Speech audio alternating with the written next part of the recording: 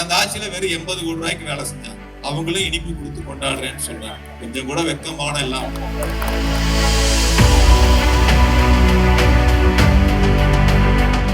கண்ணை மூடிக்கொண்டு இந்த எஸ்ஐஆரை அடிமை அதிமுக எடப்பாடி பழனிசாமி ஆதரிக்கிறார் என்று சொன்னால் இதை விட ஒரு கேடுகெட்ட நிலைமை தமிழ்நாட்டில் இனி எக்காலத்திலும் வராது.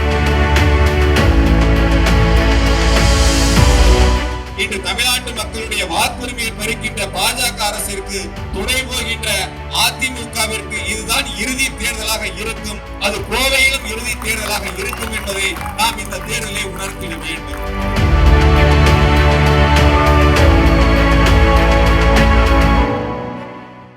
வாக்கு என்பது நம்முடைய உரிமை. நம்மை யார் ஆள வேண்டும் என்பதை தீர்மானிப்பது நம்முடைய கடமை. ஆகையால் தமிழ்நாட்டை ஆளக்கூடிய மாண்புமிகு முதலமைச்சர் தளபதி அவர்கள் தமிழ்நாட்டு மக்களுக்கு வழங்கி இருக்கின்ற பல்வேறு சிறப்பு திட்டங்கள், நல்லாட்சிக்கு கிடைத்திருக்கின்ற இந்த சான்றிதழ் என்பது வரக்கூடிய 2026 சட்டமன்ற தேர்தலில் மீண்டும் வென்றுவிடக் கூடாது என்பதற்காக குறுக்கு வழியில் பாஜக இந்த முன்னெடுப்பை எடுத்திருக்கின்றன. அவர்களுக்கு அடிமையாக இருக்கக்கூடிய அதிமுக எனக்கு தெரிந்தவரை இந்தியாவில் பிஜேபியோடு எத்தனையோ தோழமை இயக்கங்கள் இருக்கின்றன. அவர்கள் எல்லாம் கூட இந்த எஸ்ஐஆரை பொறுத்தவரை அவர்கள் சொல்லுவது பல்வேறு திருத்தங்களை சொல்கின்றார்கள். இதையெல்லாம் இதிலே சரி செய்ய வேண்டும் என்று அவர்கள் தோழமை இயக்கத்திலே கூட்டணி அரசிலே இடம்பெற்றவர்கள் கூட அந்த கருத்துக்களை சொல்கின்றார்கள். ஆனால் கண்ணை மூடிக்கொண்டு இந்த எஸ்ஐஆரை அடிமை அதிமுக எடப்பாடி பழனிசாமி ஆதரிக்கிறார் என்று சொன்னால் இதை விட ஒரு கேடுகெட்ட நிலைமை தமிழ்நாட்டில் இனி எக்காலத்திலும் வராது. அடிமையாக இருந்து கொண்டு நாட்டை அடமானம் வைத்ததை போல இன்று தமிழ்நாட்டு மக்களுடைய வாக்குரிமையை பறிக்கின்ற பாஜக அரசிற்கு துணை போகின்ற அதிமுகவிற்கு இதுதான் இறுதி தேர்தலாக இருக்கும். அது கோவையிலும் இறுதி தேர்தலாக இருக்கும் என்பதை நாம் இந்த தேர்தலை உணர்த்திட வேண்டும். அதில் நாம் செய்ய வேண்டிய முதல் கடமை நம்முடைய வாக்குரிமையை வாக்காளர் பட்டியலில் நிலைநிறுத்திட வேண்டும். ஒரே ஒரு கருத்தை சொல்லி நிறைவு செய்கின்றேன். தேர்தல் ஆணையம் சொல்லுவது, நாங்கள் முதலில் வாக்காளர் பட்டியலே 2002, 2005 வாக்களித்தவர்களை வாக்காளர் பட்டியலை சேர்த்து வரைவு வாக்காளர் பட்டியலை வெளியிடுகின்றோம். அதில் பெயர் விடுபட்டால் நீங்கள் முறையீடு செய்து மீண்டும் உங்கள் பெயரை இணைத்துக் கொள்ளலாம் என்று சொல்கின்றார்கள்.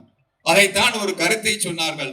நாங்கள் எந்தவித விசாரணையும் இல்லாமல் உங்களுக்கு தண்டனையை கொடுத்து விடுகின்றோம். கீழமை நீதிமன்றங்களில் நீங்கள் விருப்பப்பட்டால் மேல் நீதிமன்றத்தில் வழக்கு தாக்கல் செய்து உங்கள் உரிமையை கேட்டு பெறலாம் என்ற நிலையை தேர்தல் ஆணையம் உருவாக்கி இருக்கின்றன. அந்த தேர்தல் ஆணையத்தை இயக்குவது ஒன்றிய பிஜேபி அரசு. கடந்த 2021 ஒரு தொகுதியில் கோவை பிஜேபி வென்றது.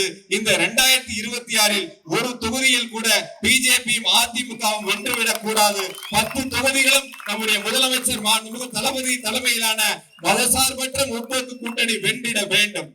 நம்முடைய கொங்குநாடு மக்கள் தேசிய கட்சியினுடைய பொதுச் செயலாளர் சொன்னதை போல வாக்களித்தவர்களுக்கு செய்த நன்மை அளவிற்கு வாக்களிக்காத கோவை மக்களுக்கும் சரித்திர திட்டங்களை தந்தவர் நம்முடைய முதலமைச்சர் மாண்புமிகு தளபதி அவர்கள்.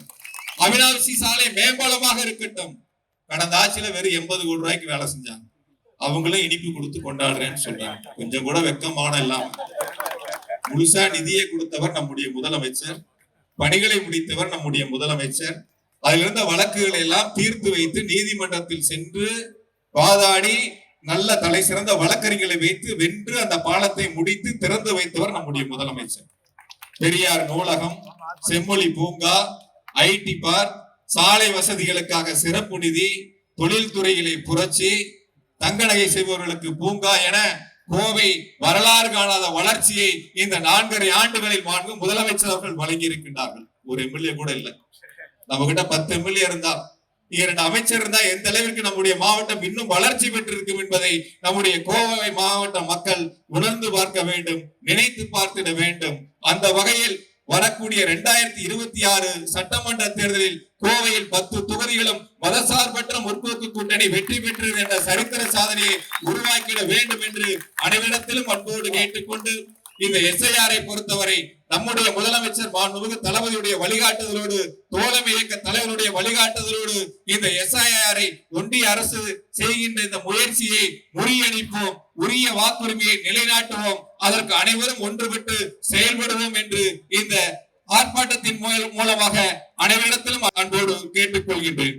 செய்திகளை உடனுக்குடன் தெரிந்து கொள்ள கீழ்க்கண்ட கேபிள் மற்றும் டிடிஎச் நெட்வொர்க்குகளில் எம் நாடு செய்தி தொலைக்காட்சியை காணுங்கள். பாதகம் செய்பவரை கண்டால் நாம் பயம் கொள்ளலாகாது பாப்பா. மோதி மிதித்துவிடு பாப்பா, அவர் முகத்தில் உமிழ்ந்துவிடு பாப்பா. அண்மை செய்திகளை உடனுக்குடன் தெரிந்து கொள்ள இணைந்திருங்கள் எம் நாடு தொலைக்காட்சியுடன்.